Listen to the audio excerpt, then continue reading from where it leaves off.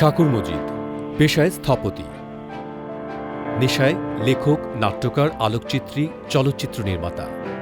শৈশবে কবিতা দিয়ে লেখালেখি শুরু, পরে গল্প, নাটক, ভ্রমণ কাহিনী লিখেছেন অনেক। নাটকের সব শাখায় তার বিচরণ। 20 বছর বয়সে সিলেট বেতারে তার লেখা নাটক যে যাহা কররে বান্দা আপনার লাগিয়া প্রথম প্রচার হয়। লন্ডনী কন্যা, নায়ুরী, বৈরাতি, করিমুন্নেসা, চেরাগ সহ বেশ কয়েকটি টেলিভিশন নাটক ও টেলিফিল্মের রচয়িতা তিনি। সে কি আমি জানি নাই, বুঝি নাই বাপ, জমি জমা সম্পদ কাল হয়ে যায় যেন পোষা কোনো বিষধর সাপ।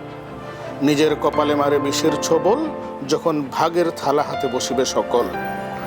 চেনে না কে ভাই বোন, পুত্র কন্যা, মাতা পিতা কিংবা পরিজন, বড় ভাগ সকলের পাইতে চায় মন। সম্পদের ভাগে বসে মানুষ যখন নিমেষেই বনে যায় শৃগাল তখন। অথচ ভুলিয়া যায় জনমে তাহার, খালি হাতে দেখা পায় জগৎ সংসার। এর ওর কাছ থেকে যাহা কিছু পায়, এই নিয়ে কিছুদিন ফুটানি মারায়। দেশ বিদেশের ভ্রমণ চিত্র নিয়ে 3 শতাধিক প্রামাণ্যচিত্র নির্মাণ করেছেন। দেশ ভ্রমণ তার একটি বড় নেশা। 30টি দেশ ভ্রমণ করেছেন। তার প্রকাশিত গ্রন্থের সংখ্যা 32।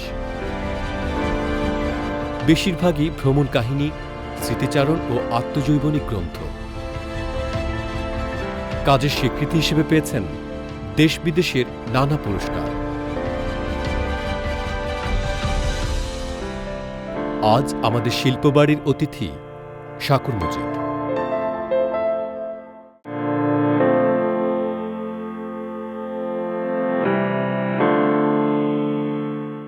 শুধু দর্শক, আপনাদের স্বাগত জানাচ্ছি শিল্পবাড়ি অনুষ্ঠান দেখবার জন্য। শিল্পবাড়ি পরিবেশিত হয় দর্জিবাড়ির সৌজন্যে।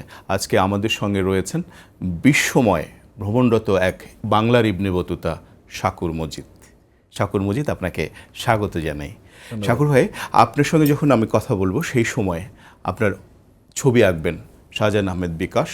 মনন এবং নির্মিতির এক অপূর্ব সমন্বয় দেখতে পাবেন, যে একজন শিল্পী কত মগ্নতায় এত অল্প সময়ের মধ্যে ক্যানভাসে আপনাকে তুলিতে রঙিন করে তুলতে পারে। শাকুর ভাই, আপনাকে আমি ইবনে বতুতা বলেছি, কেন বলেছি? বাংলা বিশ্বময় বাংলার ইবনে বতুতা। না, এটা একটু বাড়াবাড়ি আসলে। না না, বাড়াবাড়ি না। এই ইবনে বতুতা যে সময়ের পর্যটক ছিলেন, আমরা তো আসলে সেই সময় আসেনি। আমাদের সময়টা অনেক সহজ। জি। তিনি যে সময় যে ভ্রমণ করেছিলেন, তার সারাটা জীবন তিনি ভ্রমণ করে কাটিয়ে দিয়েছেন।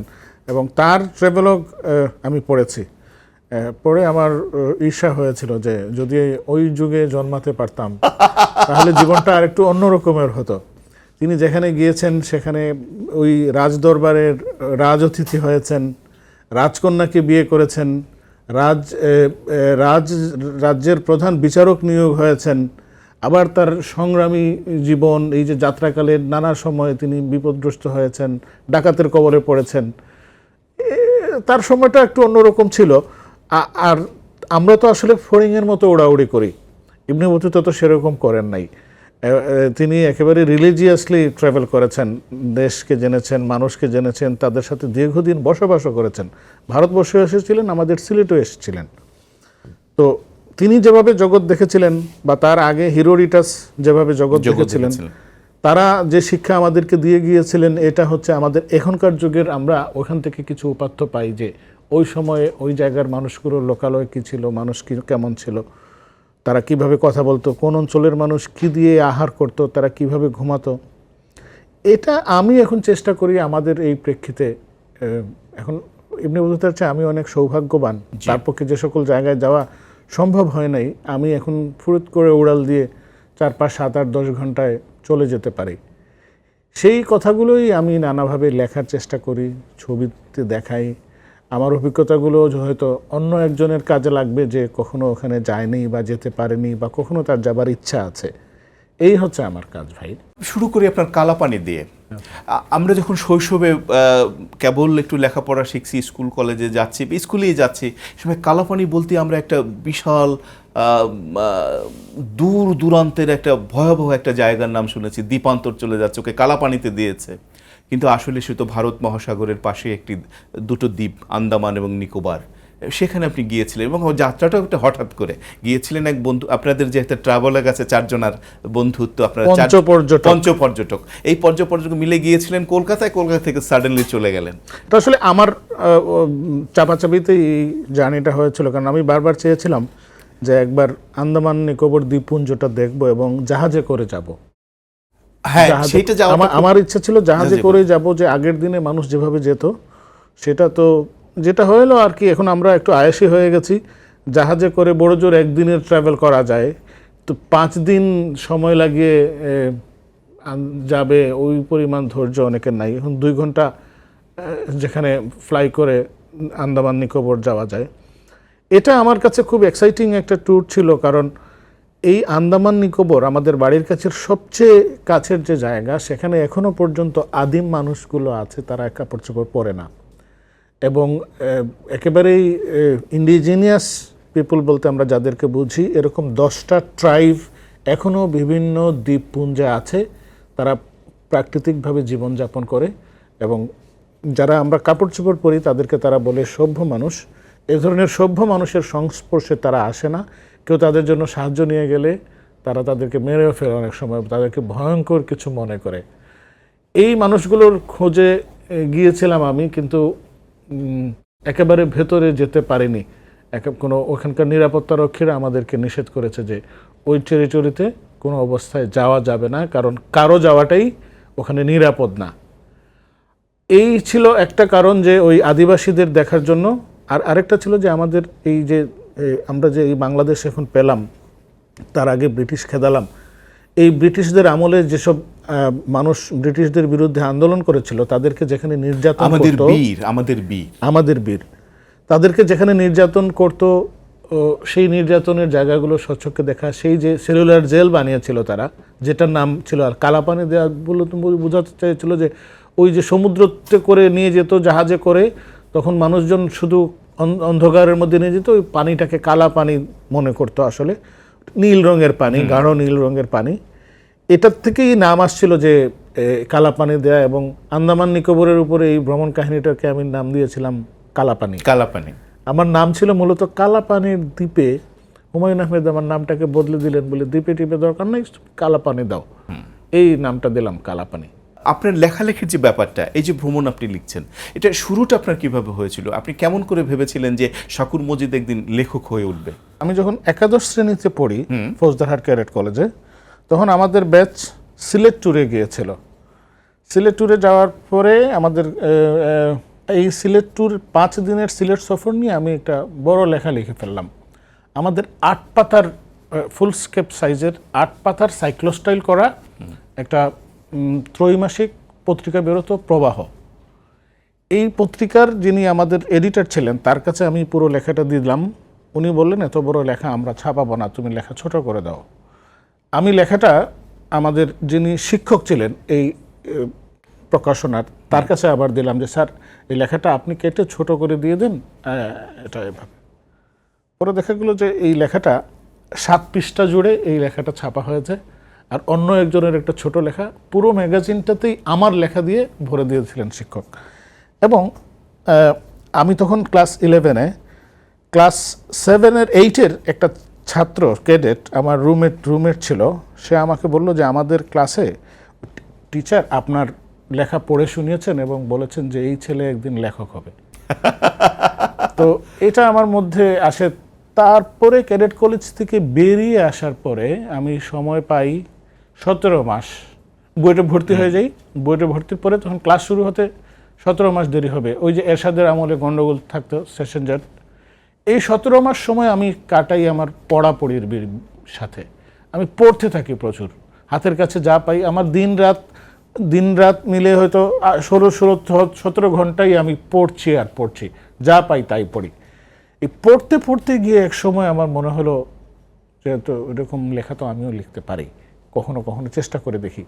এই শুরু করলাম একটা লেখা। সিলেটের যুগভেরি পত্রিকায় ছাপা হলো।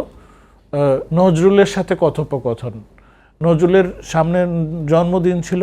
এই জন্মদিন উপলক্ষে আমি একটা ইমাজিনারি ক্যারেক্টার দাঁড় করাই, যেখানে নজরুলের একটা বই পড়েছিলাম, তার চিঠিগুলো পড়েছিলাম, ওই যে মোতাহার হোসেনকে লেখা চিঠিগুলো পড়ার পরে আমার উনি প্রিয় মতিহার লিখতেন, ইয়েস। তারপরে এই নজরুলের সাথে কথোপকথন দিয়ে নজরুলের সাথে আমার দেখা হয়ে গেছে এক জায়গায়। তাকে আমি এই সময়ের তার কিছু প্রশ্ন করেছি, যে ঘটনাগুলো তার ঘটেছিল সেগুলো আমাকে কিভাবে বলছেন, এবং এটা পরের সপ্তাহে এই যোগবেরী কাগজে ছাপা হয়ে যায় সিলেটের। এই হচ্ছে আমার প্রথম পত্রিকায় প্রকাশিত, এবং এটা গল্প না, ইন্টারভিউ, এটা fiction. I have created A fiction. হো চি মিনের দেশে, ভিয়েতনামের জাতির জনক হো চি মিনের পাদদেশে যখন তার আবক্ষ ভাস্কর্যের সামনে দাঁড়ালেন, কি মনে হয়েছিল আপনার?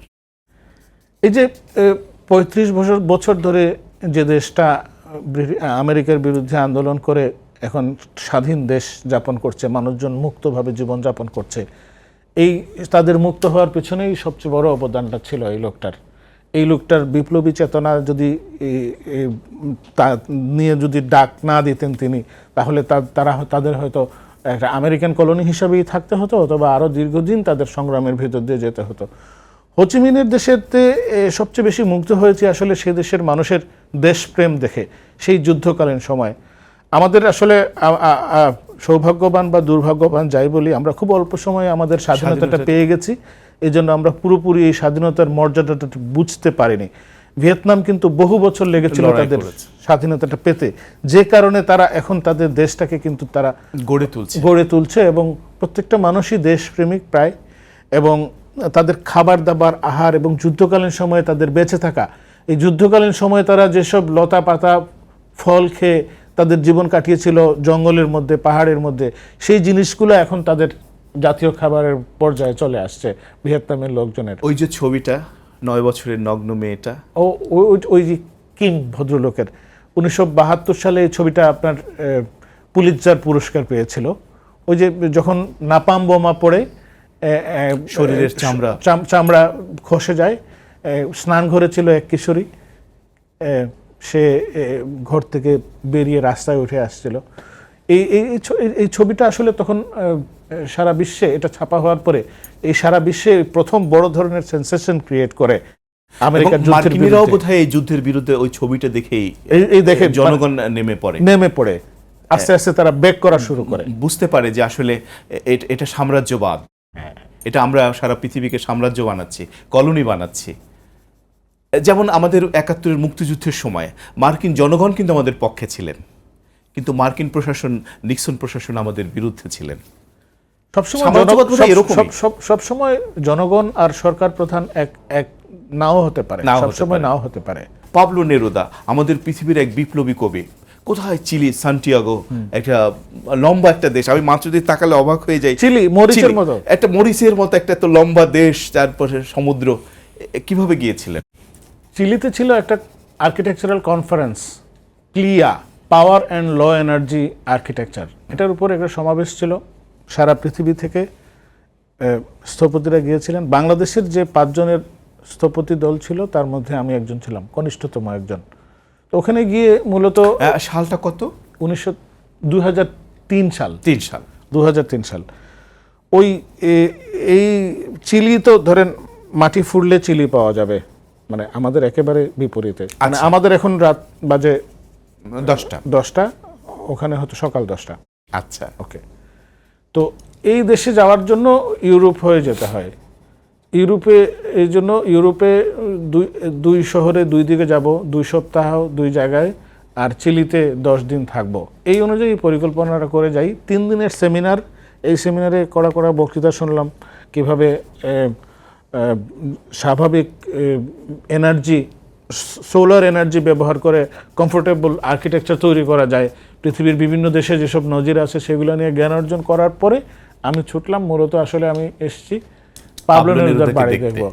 পাবলো নেরুদাকে তো দেখা যাবে না, তার 3টা বাড়ি আছে, সেই 3টা বাড়িতে কখন তিনি কিভাবে থাকতেন, তার ব্যবহার্য জিনিসপত্র কি ছিল, তার রান্নাঘরটা কেমন ছিল, তার বসার টেবিলটা কেমন ছিল, এই জিনিসগুলা দেখার জন্য মূলত আমার আগ্রহ তৈরি হয়েছিল যে চিলি যাওয়ার জন্য আমার দলের লোকজনকে আমি শর্ত দিয়েছিলাম যে পাবলো নেরুদার বাড়িতে যদি আমাকে যেতে দেওয়া হয় দল থেকে, তাহলে আমি যাব। তারা রাজি হয়েছিল। তারপর তো হয়ে গেল পাবেনের ওদের দেশে। বিকাশ ভাই, বলুন তো আপনি কতটুকু শাকুর ভাইকে ধরলেন এই পর্যন্ত? আপনি একজন শিল্পিত মানুষ হিসাবে আপনি প্রতিনিয়ত শিল্প সৃষ্টি করে যাচ্ছেন। আপনি যেখানে যান সেখানে আপনার দেখা প্রতিটি জিনিসই শিল্পিত হয়ে ওঠে। এই বিষয়টি যার মধ্যে আছে তাকে শিল্পিতভাবে আঁকা সত্যি খুব কঠিন ব্যাপার। আমার সামান্য অভিজ্ঞতা দিয়ে আমি হয়তো চেষ্টা করছি যে আমার আপনাকে যাতে একটি শিল্পিতভাবে উপস্থাপন করা যায়, এবং এখানে শিল্প মান কতটুকু থাকবে সেটি আমার কাছে গুরুত্বপূর্ণ মনে হচ্ছে না, কারণ এই অল্প সময়ের মধ্যে আপনাকে আমি যেভাবে দেখছি ততটুকু ধারণ করে আমার অভিজ্ঞতা দিয়ে আমি প্রকাশ করার চেষ্টা করছি। এটি আপনার সাথে চেহারা নাও মিলে যেতে পারে, হয়তো আমরা বাহ্যিকভাবে যতটুকু আপনার চেহারা দেখছি এটার সাথে হয়তো মিল নাও হতে পারে, তবে আমি যেভাবে দেখছি সেটা মেলানোর চেষ্টা করছি আমি। হুমায়ুন আহমেদ, তার সঙ্গে আপনার প্রথম যে একটা ইন্টারভিউর ভেতর দিয়ে আপনার যে একটা যাত্রা হয়েছিল এবং সেই যাত্রাটা আমৃত্যু ছিল হুমায়ুন আহমেদের সঙ্গে। মানুষ হুমায়ুন আহমেদ, লেখক হুমায়ুন আহমেদ, বন্ধু হুমায়ুন আহমেদ আসলে কেমন ছিল আপনার কাছে? আপনি তাকে কিভাবে মূল্যায়ন করবেন? শাকুর ভাই, আমরা একটা ছোট্ট বিরতি নিয়ে আপনার এই বিষয়ে জানবো আর কি। শুধু দর্শক, আপনারা দেখছেন শিল্পবাড়ি, পরিবেশিত হচ্ছে দর্জি বাড়ির সৌজন্যে, এবং আমাদের সঙ্গে রয়েছেন এই সময়ের এক ইবনে বতুতা, বাংলার ইবনে বতুতা। তিনি শুধু ভ্রমণই করেন না, লেখেন, বিচিত্র ভঙ্গিতে তিনি তার লেখাকে প্রকাশ করেন। শাকুর মজিদ, থাকুন আমাদের সঙ্গে, থাকুন শাকুর মজিদের সঙ্গে।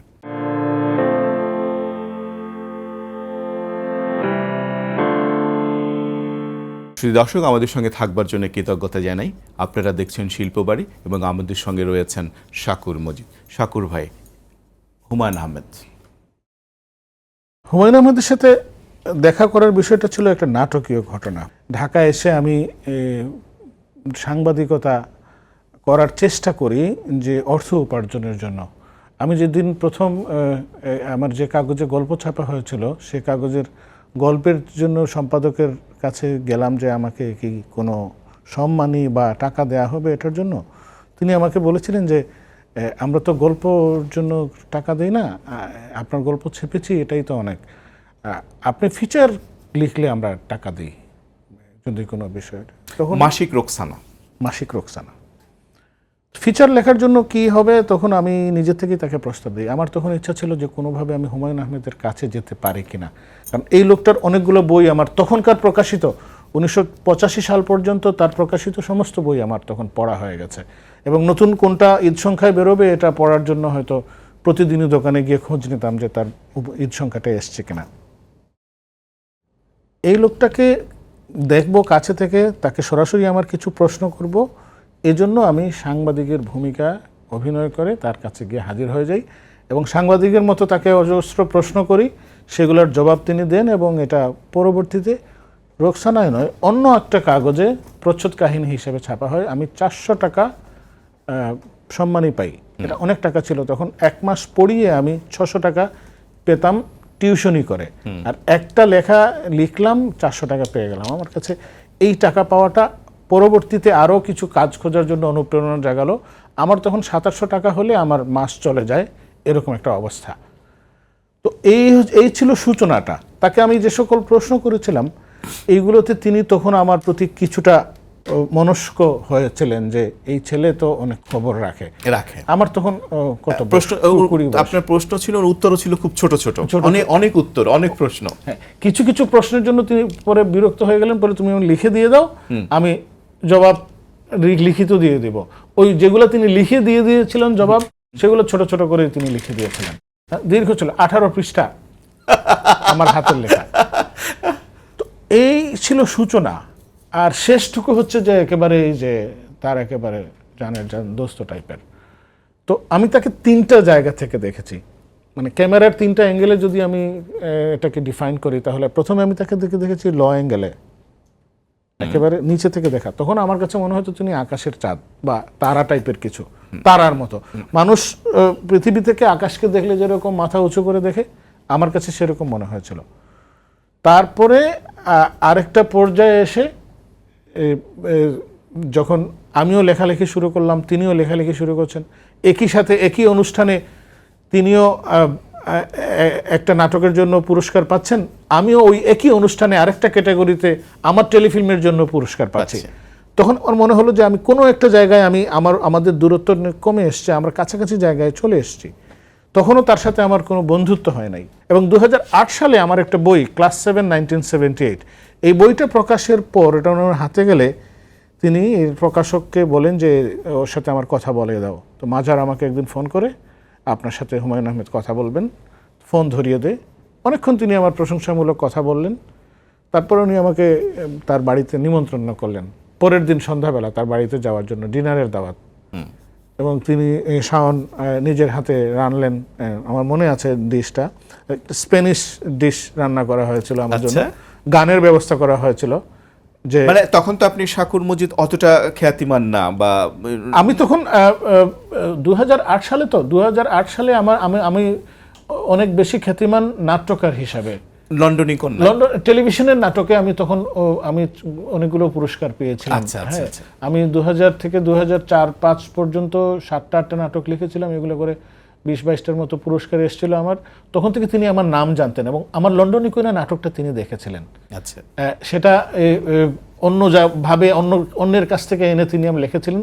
তিনি আমাকে লন্ডনী কন্যার নাট্যকার হিসেবে জানতেন এবং এই লোকই এইটা লিখেছে এবং আমাকে অনেক প্রশংসা করলেন যে বাংলা সাহিত্যে এরকম। আমি যে বিষয়টা জানতে চাই যে হুমায়ুন আহমেদের ওই জায়গা থেকে একজন শাকুর মজিদকে তরুণ উঠছেন, মাত্র কয়েকটা নাটক করেছেন, আপনাকে আমন্ত্রণ জানিয়েছেন, আপনি যে আলাদা একটা ডিশের ব্যবস্থা করেছেন, গানের আয়োজন করেছেন, অসম্ভব অসাধারণ একটা ব্যাপার নিশ্চয়ই। অবশ্যই আমি তো মুগ্ধ, অভিভূত যে এরকম একটা একজন মানুষ আমাকে এরকম মানে খাতির করছেন।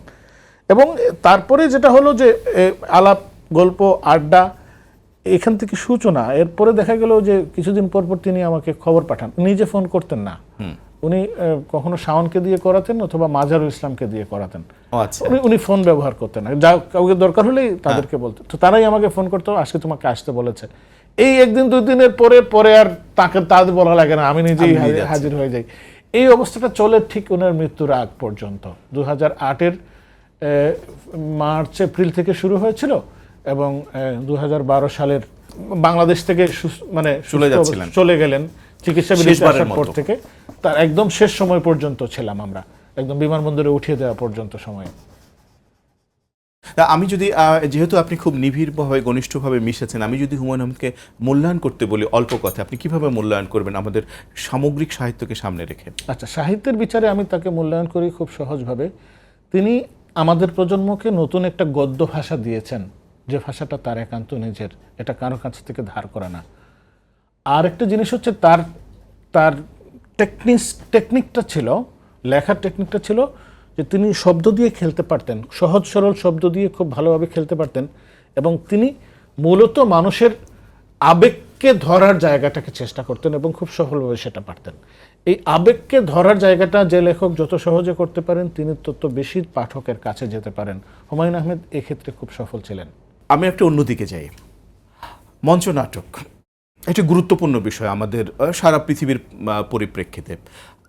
একটা নাটকে এ পর্যন্ত আপনি লিখেছেন, মহাজনের নাও। দুটো লিখেছে, আমরা আরেকটা আসছে, হ্যাঁ, সেটার কি নাম সেটা একটু এই ফাঁকে বলুন। হাসান জানের রাজা, হাসান রাজাকে নিয়ে, হ্যাঁ হাসান রাজা, সেটাও সিলেটের। এবং যে নাটকটির কথা আমরা বলতে চাই মহাজনের নাও, সেটা হচ্ছে আমাদের অবিসংবাদিত এক শিল্পী, গায়ন, লোকসাহিত্য, বাউল সম্রাট শাহ আব্দুল করিমকে নিয়ে আপনি লিখেছেন এবং খুব চমৎকার অভিনয় করেছে সবাই। এবং আমি ওই ভূমিকাটা পড়তে গিয়ে দেখলাম যে এর পেছনে সুদীপ চক্রবর্তীর এক ধরনের ইন্ধন বা এক ধরনের ভালোবাসা আপনার কাছে গিয়েছিল। কেমন করে এই নাটকটা আপনি গ্রন্থিত করলেন? তার আগে বলি যে আব্দুল করিমকে নিয়ে আমি ডকুমেন্টারি বানিয়েছিলাম, 9 বছর তার পেছনে লেগেছিলাম ক্যামেরা নিয়ে। মানে আপনি ক্যামেরার বাউল হয়ে গিয়েছিলেন? হ্যাঁ, তাকে আমি ফলো করা শুরু করি। এটা নিয়ে আমি একটা ডকুমেন্টারি বানাই, নাম ভাটির পুরুষ। হ্যাঁ, এইটুকু ছিল আমার আব্দুল করিমকে নিয়ে করা কাজ। এখন সুবচন দলটি নতুন নাটক করবে, তারা পরিচালক ঠিক করে ফেলছে সুদীপ চক্রবর্তীকে। সুদীপ চক্রবর্তী ইচ্ছা করলো যে শাহ আব্দুল করিমকে সে নিয়ে নাটক করবে। তারা নাট্যকার খুঁজতে গিয়ে 2-3 জন নাট্যকারের কথা তারা চিন্তা করেছে। সুদীপ প্রথমে এসছে আমার কাছে, আমাকে বলেছে তার জন্য মঞ্চনাটক লিখে দিতে। আমি তাকে অনুনয় বিনয় করে বললাম, ভাই আমি পারবো না, মঞ্চনাটক কেমনি লিখতে হয় আমি জানি না, আমি রেডিও নাটক লিখেছি, টেলিভিশন নাটক লিখেছি, মঞ্চ নাটক লেখা অনেক কঠিন কাজ। তখন সে আমাকে বলল, আপনি কিছু করতে হবে না, আপনি যেভাবে মনে হয় আপনি কতগুলো জিনিস আমাকে লিখে দিয়ে দেন, আমি এটাকে আমি করে নেব না। এরপরে যেটা হলো কি, আমি যেভাবে চিন্তা করেছি সেভাবে সে আমার মতো করে আমি এটা লিখে ফেলেছি। লেখার সময় চিন্তা করেছি যে শাহ আব্দুল করিম পয়ার ছন্দে তার সব গানগুলো লিখেছিলেন, আমিও পয়ার ছন্দে আমার সংলাপগুলো লিখে ফেলি। এটার অনুপ্রেরণা ছিলেন সৈয়দ শামসুল হক। সৈয়দ শামসুল হকের পায়ের আওয়াজ পাওয়া যায়, নুরুল দিনের সারা জীবন, এখানে এখন, এগুলো আমি খুব মন দিয়ে শুনেছি, পড়েছি, দেখেছিও। আমার মনে হচ্ছিল যে আমি চেষ্টা করি না এরকম আমার মতো করে। ওটা যখন হয়েছে যে সংলাপগুলোও মানুষ কবিতার ছন্দে সংলাপ, আমরা কথা তো আর ছন্দে ছন্দে কথা বলি না, না, হীরক রাজার দেশেতে যেভাবে আছে। তো এই আমি লিখে দিয়ে দিলাম, এবং পরে দেখা গেল যে আমি যেভাবে লিখে দিয়েছি মঞ্চেও সে ঠিক সেভাবেই উপস্থাপন করে ফেলেছে। আমার কোনো লেখাই আগুপিছু তার করতে হয় নাই, আমি একেবারে বর্ণনা দিয়ে গেছিলাম যে এটা এরকম এরকম হবে। আমি যেভাবে চিন্তা করেছি সেভাবে, যেভাবে যতটুকু চিন্তা করি নাই তার চেয়ে আরও সুন্দরভাবে সুদীপ চক্রবর্তী এটা মঞ্চে উপস্থাপন করে দিয়েছে। আপনার একটি অসাধারণ কাজ, রিদম অফ স্টেজ, আচ্ছা, rhythm on stage, on the stage. এই যে লেগে থাকা আপনার ক্যামেরার যে বাউল, আমি বলবো আপনি এটার ক্যামেরার গল্পটা বাউল। বলি, এটার গল্প আবার আরেক রকম। এতক্ষণ ধরে যেসব আলোচনা হয়েছে তার সাথে এটার কোনো সম্পর্ক নাই। আচ্ছা, আমি ফটোগ্রাফার ছিলাম, আমার প্রথম পরিচয় হয় ফটোগ্রাফার হিসেবে। 1990 সালে আমি ইউনিসেফ অ্যাওয়ার্ড পাই ফটোগ্রাফিতে। আমি তখন বুয়েটে 3rd ইয়ারের স্টুডেন্ট। আমি বিপিএসের মেম্বার ছিলাম। আমি একটা ফটোগ্রাফিক সোসাইটি করি বুয়েটে, আর্কিটেকচার ডিপার্টমেন্ট ফটোগ্রাফিক সোসাইটি, এটার প্রেসিডেন্ট ছিলাম, জেনারেল সেক্রেটারি ছিলাম। এরপরে আমার যে ফটোগ্রাফিক সার্কেল আছে এখানে আমি মাঝে মাঝে খবর পাই। একবার খবর পেলাম যে ইউরোপ থেকে নরওয়েজিয়ান একজন স্টেজ ফটোগ্রাফার এসছে। নরওয়েজিয়ান, বাংলাদেশের নরওয়েজিয়ান দূতাবাস সেটা স্পন্সর করছে। 15 জন ফটোগ্রাফারকে তারা 15 দিন ধরে ট্রেনিং দেবে, ওয়ার্কশপ করাবে, সব খরচপত্রই এই মানে নরওয়েজিয়ান সরকার দেবে। কারা কারা আগ্রহী, অনেক লোক হলো, আমিও দিলাম, আমার নামও দেওয়া হলো। পরে আমাকে ডাকা হলো, আমি চান্স পেলাম ওয়ার্কশপে, যেহেতু এটা ফ্রি এবং আরও কিছু সাপোর্ট, খাওয়া দাওয়া প্রতিদিন দেওয়া হয়। সুতরাং এটাতে একটু 15 জনের বেশি তালিকায় ছিল, আমাকে দেওয়া হলো। 7 দিন আমরা স্টেজের ছবি তুলেছি। তার সাথে প্রথম 7 দিন আলোচনা হয়েছে, ছবি দেখেছে, এবং ইউরোপে তারা স্টেজ ফটোগ্রাফি কিভাবে করে। এবং তারপরে 7 দিন আমরা প্রতি সন্ধ্যায় ঢাকা মহিলা সমিতি, মহিলা গাইড হাউসে স্টেজের ছবি তুলতাম। 1999 সাল ছিল সেটা।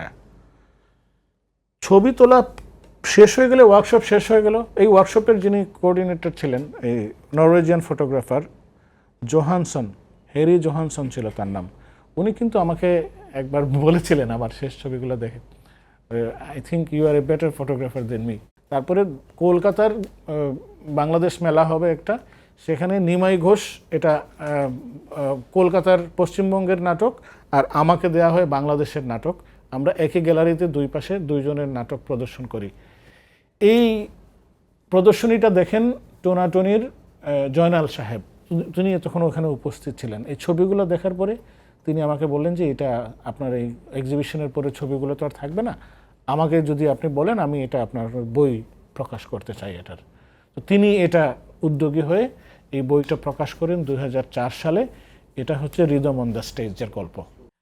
শাকুর ভাই, আপনার যে বইগুলো যদিও ভ্রমণ, কিন্তু আমার মনে হয় আপনার মধ্যে এক ধরনের গল্পের উপাদান আছে, শেষ অন্যতম, তারপর উপন্যাসের উপাদান আছে। আপনার একটা গল্পের বই আমি পেয়েছি, আপনি আমাকে দিয়েছেন, স্টুডেন্ট লাইফে লেখা। হ্যাঁ, সব গল্প কয়টা ছোট ছোট করে লেখা, বুয়েটের কাহিনী নিয়ে। ও রীতা ও তার দুঃসময়ের গল্প। কি চমৎকার করে বিরহ এবং প্রেম, স্টুডেন্ট লাইফের গল্প, ছাত্রছাত্রীদের প্রেম, ভালোবাসা, বন্ধুত্ব, বুয়েটের, সেগুলো দেখতাম। এগুলা বন্ধু বান্ধবের কাহিনী লেখা আর কি। এখানে এগুলো খুব দুর্বল লেখা বলে আমি মনে করি। দুর্বল, হ্যাঁ, আমি অবশ্যই স্বীকার করি, কিন্তু এর মধ্যে রিদম আছে, সুখ আছে, আনন্দ আছে, এবং আপনার ভেতরে যে নির্মিতির ঐশ্বর্য আছে সেটাও আছে। আমার প্রশ্ন হচ্ছে, আপনি কেন আরো গল্প বা উপন্যাস লেখেননি? আচ্ছা, প্রশ্ন যদি এটা হয়ে থাকে, উত্তরটা খুব জটিল। শাকুর ভাই, আমরা একটা ছোট্ট বিরতিতে যাই, তারপরে এই আপনার বিষয়টা আমরা জানবো। শুধু দর্শক, আপনারা দেখছেন শিল্পবাড়ি, পরিবেশিত হচ্ছে দর্জি বাড়ির সৌজন্যে, এবং আমাদের সঙ্গে রয়েছেন শিল্পময়তার একজন মানুষ, শাকুর মজিদ। থাকুন আমাদের সঙ্গে, থাকুন শাকুর মজিদের সঙ্গে। ছোট্ট একটা বিরতির পরে আমরা ফিরে আসছি।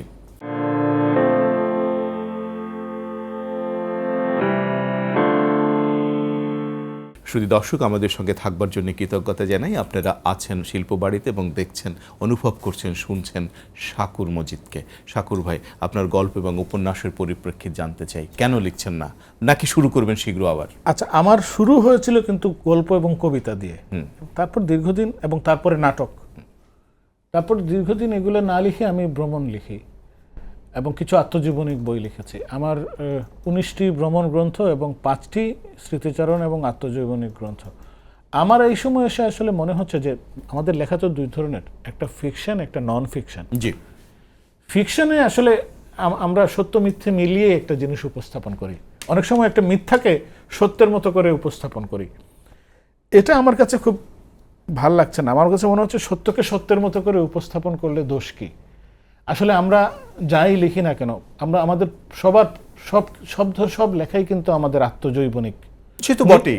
নিজের অভিজ্ঞতাকে আমরা ঘুরিয়ে পেঁচিয়ে অন্যের নাম চরিত্র দিয়ে আমার নিজের নামের কথা বলি।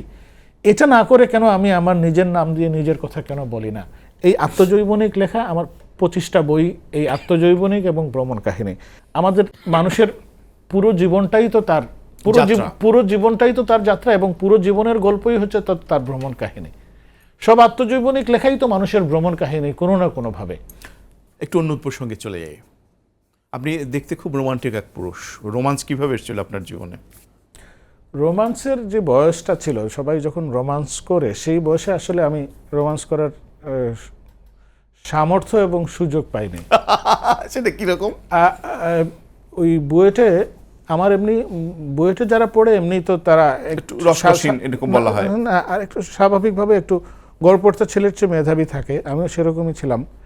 কিন্তু আমার সংকট ছিল যে আমি অর্থনৈতিকভাবে খুব বিপর্যস্ত ছিলাম, এবং এই ছাত্র অবস্থায় বুয়েটে পড়াশোনা করার সময় আমার নিজের খরচ চালানো এবং আমার সংসার চালানো, এই দুটো দায়িত্ব আমার উপর ছিল।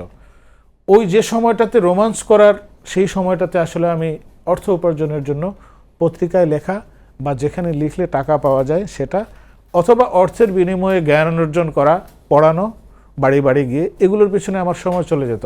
যে সময় আমার বন্ধুরা বান্ধবীদের সাথে গল্প করতো, সেই সময়টাতে হয়তো আমি অন্য কাজে ব্যস্ত। সে কারণে ওই সময়টাতে আমার আর রোমান্সের সুযোগ হয় নাই। তাহলে যে বিয়েটা কি ভাবির সঙ্গে আনুষ্ঠানিকভাবে? না, আনুষ্ঠানিক, তার সাথে আমার পরিচয় ছিল, সেটা পরিচয় তার সাথে না, সে আমাদের ব্যাচমেট। আচ্ছা। আমার পরিচয়টা ছিল, আমরা ভর্তি পরীক্ষা দিতে গিয়েছিলাম এক জায়গায়, সিলেট মেডিকেল কলেজে। হ্যাঁ, সিলেট মেডিকেল কলেজে মেডিকেলের ভর্তি পরীক্ষা দিতে গিয়েছিলাম। আচ্ছা সেখানে আমাদের পাশাপাশি রোল নাম্বার ছিল, পাশাপাশি সিটে বসেছিলাম। আচ্ছা। এবং ওই সময় আমাদের যোগাযোগ, মানে চোখ বিনিময়, নাম বিনিময় হয়। এবং পরের দিন আমি যখন ঢাকা আসব, তখন ফেরিঘাটে যখন নামলাম, দেখি আমাদের পাশের বাসে ওই মেয়েটা যাচ্ছে। সে আমাকে দেখে ডাক দিল, তারপরে একটা কাগজে তার ঠিকানা লিখে দিল। আচ্ছা। এই শুরু হলো পত্র যোগাযোগ। আচ্ছা। তারপরে ও লিখতো, কবিতা লিখতো, খুব সুন্দর সুন্দর কবিতা, কবিতার সংকলন লিটল ম্যাগাজিন সে প্রকাশ করত, তাদের লিটল ম্যাগাজিনে আমি কবিতা লেখা শুরু করলাম। এইগুলো থেকেই আসলে লেখালেখির থেকে সূচনা। তারপর তো সে জাহাঙ্গীরনগর ইউনিভার্সিটিতে ভর্তি হলো। আমাদের দুজনের কারোই ডাক্তার হওয়া হয় নাই, তো সে ভর্তি হলো জাহাঙ্গীরনগর ইউনিভার্সিটিতে, আমি বুয়েটে।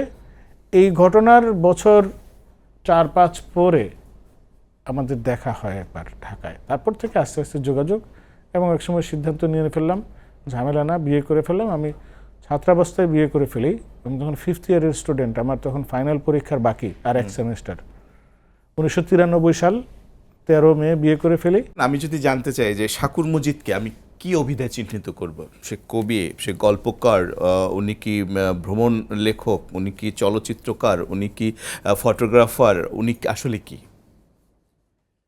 আসলে আমি একজন শিল্পী হবার চেষ্টা করছি। একজন শিল্পীর কাজ হচ্ছে যে সে যেটা চিন্তা করে, সে যেটা ভাবে, প্রকৃতি থেকে বা তার পরিবেশ থেকে দেখে, সে এটাকে কোনো না কোনোভাবে প্রকাশ করে। আমার সব ভাবনা চিন্তাগুলোই আমি নানাভাবে প্রকাশ করি। কখনো গদ্যে, কখনো পদ্যে, কখনো নাট্যে, কখনো ছবিতে, কখনো ইমারতে। সুতরাং সবকিছু মিলিয়ে আসলে আমি একজন শিল্পীর ভূমিকায় অবতীর্ণ হওয়ার চেষ্টা মানে করি। গল্পের বই, ওখানে একটা গল্প আছে পড়া যায়, আর মনে আছে মনে আছে? এরশাদ বিরোধী হ্যাঁ, আন্দোলনে হ্যাঁ, হ্যাঁ, হ্যাঁ, হ্যাঁ। শ্রাবন্তী, হ্যাঁ, হ্যাঁ, অনিতা এ দুজনকে ফিরিয়ে দেয়, যে তরুণটা কেন ফিরিয়ে দেয়, এটা চাপা, সেই সময় গল্পটার মধ্যে কিন্তু ওই সময় একটা চাপা যে সময় সেটা কিন্তু উঠে এসেছিল। ওই সময়েরই গল্প তো এগুলো। আমার বেশিরভাগই আমার বন্ধু বান্ধবদের কাহিনী। এতদিন বছর পরে আসলে মনে নাই যে কার ঘটনাটা লিখেছিলাম। যারা এসে তাদের কাহিনী বলতো তাদেরগুলাই নাম পাল্টে এগুলো নিয়ে গল্প লিখতাম, বা সামনে দেখা ঘটনাগুলো। তো নায়কের নাম নেই গল্পটার মধ্যে, কিন্তু ওর বাবা মারা যায়, তো ফলে কি হচ্ছে যে ও এক ধরনের অবসেশন, এক ধরনের শূন্যতার ভেতরে ভোগে, এবং ফলে কি হচ্ছে যে শ্রাবন্তী এতটাই না ভালোবাসে, ওর রুমে এসে ওকে পরিচর্যা করে, ওকে খাইয়ে দেয়, ওকে, কিন্তু তারপরও কোনো সিদ্ধান্ত নিতে পারে না। এই যে ব্যাপারটা, এবং সেই সময় এরশাদ বিরোধী আন্দোলন, সবকিছু মিলিয়ে গল্পটা কিন্তু একটা খুব ভালো জায়গায় গেছে। আমার মনে হচ্ছে যে আপনি গল্পের দিকে যাত্রা করেন। এটা আমার 21 বছর বয়সের লেখা গল্প, বা 20 বছর বয়সের লেখা গল্প। আমি চেষ্টা করছি, চেষ্টা মানে কি ইচ্ছা পোষণ করছি, চেষ্টা করলেই পারবো, এটা আমি নিশ্চিত। আমি আগামী বইমেলায় আমার 2টো উপন্যাস আসার পরিকল্পনা আছে। একটা হচ্ছে পিয়ারি, আর আরেকটা হচ্ছে বিলেতিদের, সিলেটের বিলাতে অভিবাসিত হওয়ার 4 পুরুষের গল্প, the last Laskar. The last লস্করের কাহিনীটা আমার বহু বছর ধরে মাথার মধ্যে ঘুরপাক খাচ্ছে। সবগুলো চরিত্র আমার চোখের সামনে দিয়ে হাঁটাহাঁটি করছে, আমি লেখার মতো ফুরসত পাচ্ছি না বলে এটা হচ্ছে না। আপনি বলছেন এটা ইংরেজিতে লিখবেন, এবং ব্রিটেনে যারা আছে এই সময় বাঙালি, এই পরিকল্পনাটার কথা এখন বরং না বলি, আগে লেখাটা শেষ হোক তারপরে। শাকুর ভাই, আপনার দীর্ঘদিনের লেখালেখির একজন ঘনিষ্ঠ মানুষ মাসুম রেজা, আমাদের বাংলাদেশের এক অসামান্য নাট্যকার, মঞ্চের এবং সেই সঙ্গে টিভি পর্দারও। মাসুম রেজা আপনার সম্পর্কে কি বলেছেন আমরা একটু জেনে আসি। সাকুর মজিদ আমার বন্ধু, ঘনিষ্ঠ বন্ধু বলতে যা বোঝায় সাকুর মজিদ তাই। ভ্রমণ কাহিনী নিয়ে বা নিজে ভ্রমণ করে সেই জায়গায় যে অভিজ্ঞতা নিয়ে, তারপর ওখান থেকে জেনে শুনে ছবি নিয়ে ভিডিও করে যিনি ভ্রমণ কাহিনী লিখছেন, ভ্রমণ কাহিনী ছবি বানাচ্ছেন, আমি মনে করি সে একজন সাকুর মজিদ। সাকুর মজিদ আমি আর দেখি না যে এরকম এত সক্রিয়ভাবে এখন ভ্রমণ কাহিনী লেখাতে বা ভ্রমণেই যুক্ত আছেন, যেটি সাকুর মজিদ করে যাচ্ছেন। সব কিছু মিলিয়ে সাকুর মজিদ একটি কাজ করলে আমাদের অনেকের 10টি কাজের সমান প্রচার, এবং সেটা নিয়ে আলোচনা, সেটা নিয়ে সমালোচনা, সেটা নিয়ে কথা বলা, ভালো লাগা মন্দ লাগা সব কিছু মিলিয়েই সাকুর মজিদের নাটক নিয়ে সবসময়ই হয়। সে মঞ্চের নাটক লেখে, মঞ্চে লিখলো মহাজনের নাও। মহাজনের নাও নাটকটি এতই সফল নাটক, এটি এখন 100-র উপরে প্রায় প্রদর্শনী হতে যাচ্ছে, এবং নাটকটি দেখে আমি অভিভূত। আমি দেখেছি ওর সাফল্য সর্বত্র ক্ষেত্রে। ও নিজে একজন যাকে বলে একজন মেধাবী ছাত্র। সে ক্যাডেট কলেজ থেকে পাশ করেছে, ম্যাট্রিকে সে বোর্ড স্ট্যান্ড বলতে যা বোঝায় সে বোর্ড স্ট্যান্ড করে পাশ করেছে, ইন্টারমিডিয়েটে সে ভালো রেজাল্ট করেছে, ইঞ্জিনিয়ারিং বুয়েটের মতন জায়গায় সে পড়াশোনা করেছে, বুয়েটের মতন প্রতিষ্ঠানে সে পড়াশোনা করেছে, এখন একটা ইঞ্জিনিয়ারিং কলেজের পার্ট টাইম লেকচারার হিসেবে সে কাজ করে। আমি সাকুর মজিদের প্রতিভা, সাকুর মজিদের ট্যালেন্ট ইংরেজিতে বললে আরও ভালো বোঝা যাবে, এটির একজন ভক্ত, এবং সে যেটাতে হাত দিয়েছে, যে কাজটি করার চেষ্টা করেছে, যেমন মনোযোগ দিয়ে মেধা শ্রম ঘাম মিশিয়ে সে কাজ করার চেষ্টা করেছে, তার সফলতাও তার সাথে সাথেই তাকে ফলো করেছে। আমি সাকুর মজিদের জীবনের সাফল্য আরও অনেক সাফল্য কামনা করছি, এবং তাকে শুভকামনা জানাচ্ছি। আচ্ছা, কেমন লাগলো আপনার মাসুম ভাই সম্পর্কে? মাসুম ভাই যে মন্তব্য করলেন। হ্যাঁ, মাসুম রেজার সাথে আমার পরিচয় 2001 সাল থেকে। আমরা পরস্পরকে নাট্যবন্ধু হিসাবেই ভাবি। আমার বহু নাটকের প্রথম স্ক্রিপ্ট আমি মাসুম রেজাকে পড়িয়েছি। মাসুম রেজাও তার অনেক নাটকের ভাবনা আমার সাথে শেয়ার করেছেন। একসময় আমার অফিস ছিল লালমাটিয়াতে, এবং তার অফিস ছিল ধানমন্ডি 32 নম্বরে। আমাদের দুজন প্রায়ই দুপুরবেলা আমরা এক জায়গায় বসতাম, আমাদের নাটক নিয়ে আলোচনা হতো। এই ছিল আমার তার সম্পর্কে, এবং আমি তাকে খুব ভালো একজন নাট্যকার হিসাবে মনে করি।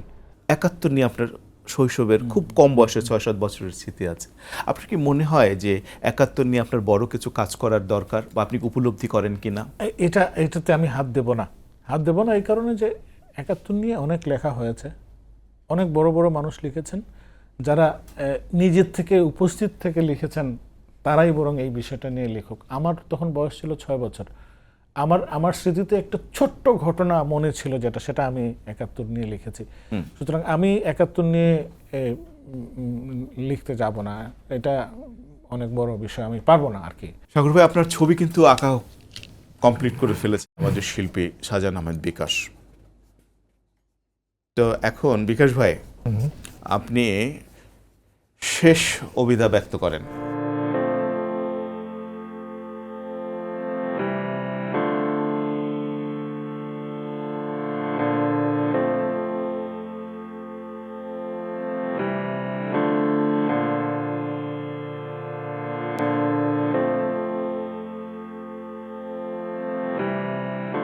আমার ছবি এটা চতুর্থ, মানে আমার ছবি এঁকেছেন এটা চতুর্থ, এটা শ্রেষ্ঠ।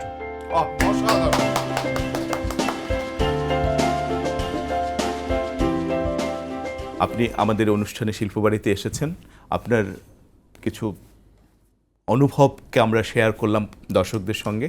যেখানেই থাকুন ভালো থাকুন, শিল্পের সঙ্গে থাকুন, শিল্প বাড়ির সঙ্গে থাকুন এবং আনন্দের সঙ্গে থাকুন। ধন্যবাদ আপনাদের সবাইকে। আজকে কথা বলে আমার খুব ভালো লাগলো যে আজকে যিনি আমার সম্পর্কে প্রশ্ন করেছেন তিনি আমার অনেক কিছু জেনে এই প্রশ্নগুলো করেছেন, তিনি অনেকগুলো পড়েছেন। এটা সাধারণত অন্যান্য অনুষ্ঠানে আমি খুব বেশি পাই না। আপনাদেরকেও ধন্যবাদ। বিকাশ ভাই, আপনাকেও অনেক ধন্যবাদ জানাচ্ছি চমৎকার ছবি আঁকবার জন্য। শাকুর ভাইয়ের খুবই সুন্দর রেখেছেন। শুধু দর্শক আমাদের সঙ্গে থাকবার জন্যে, শাকুর মজিদের সঙ্গে থাকবার জন্যে এবং তার কথা শুনবার জন্যে কৃতজ্ঞতা জানাচ্ছি। যে যেখানেই থাকুন ভালো থাকুন, সুন্দর থাকুন, শিল্প বাড়ির সঙ্গে থাকুন।